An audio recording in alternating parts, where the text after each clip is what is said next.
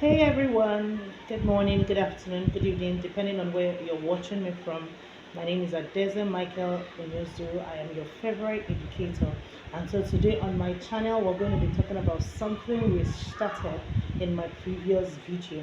Okay, the concept of effective discipline, right? We talked about discipline, what discipline is, and we started talking about the approaches of effective discipline. And so today we're going to be continuing with the second approach of effective discipline. Okay, so the second approach, for effective discipline is the gentle discipline. Gentle discipline. Yes. Okay, the first one we talked about initially was the boundary based discipline. Okay, discipline in using the method of discipline that establishes boundaries. Okay, so today we're going to be looking at the next approach, which is gentle discipline. Now, gentle discipline focuses on preventing chaos using distractions and humor. Now, children are known for wanting to throw tantrums when a situation arises that they are not comfortable with. So, in gentle discipline, it is your ability to diffuse the tension using distractions and humor. Now, children may not be able to learn much.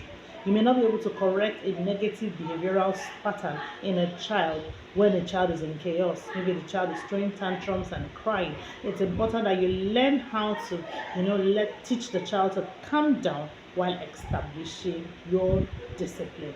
For example, now also take note, okay, before the example, that the focus it's about the parent managing his or her emotions while addressing a child's misbehavior. Now, it is common for a parent to get upset because your child is throwing a temper tantrum or throwing a tantrum at a particular behavior. But in the gentle, discipline approach, it is the parent being able to manage his or her emotion while addressing your child's misbehavior and not shouting because you're shouting and you think by shouting you're going to calm your child down.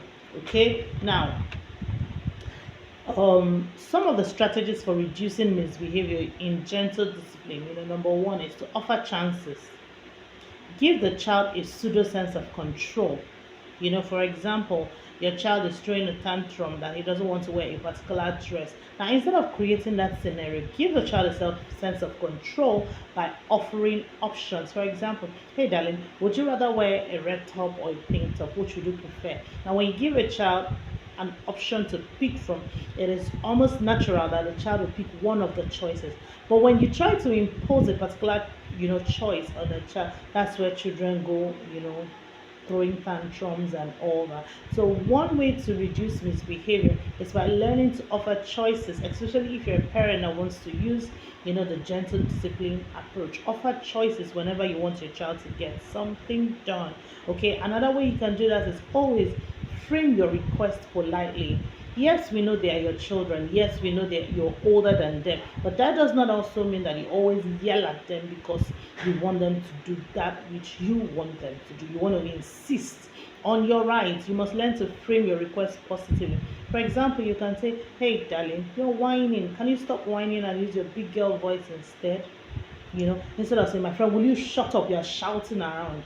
Will you shut up? Why are you even whining? What's your problem? You can just say, hey darling, you're whining. Big girls don't whine. Okay? So can you use your big girl voice, baby? That's a better way to say that, okay? Instead of shouting down your child. Now, number three strategy for reducing misbehavior is you need to find a nicer way to ask your child to do what he doesn't like. The truth is, God has created everyone with a gift, and that gift is the free will, the ability to choose. Now, there are certain children, that have a stronger self will than others.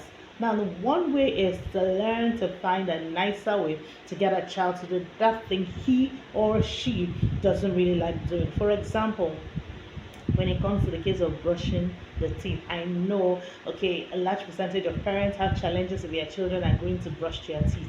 Now, instead of saying, come on, will you open out your mouth and let's brush their teeth? Why not say, okay, darling, I know you really don't like brushing your teeth, okay, but so that it doesn't smell, can I count 1 to 50 while you do the brushing? Find a fun way, a nicer way to get your child to do exactly that which you want your child to do. Now, let's take an instance. A 6-year-old refuses to do his or her homework.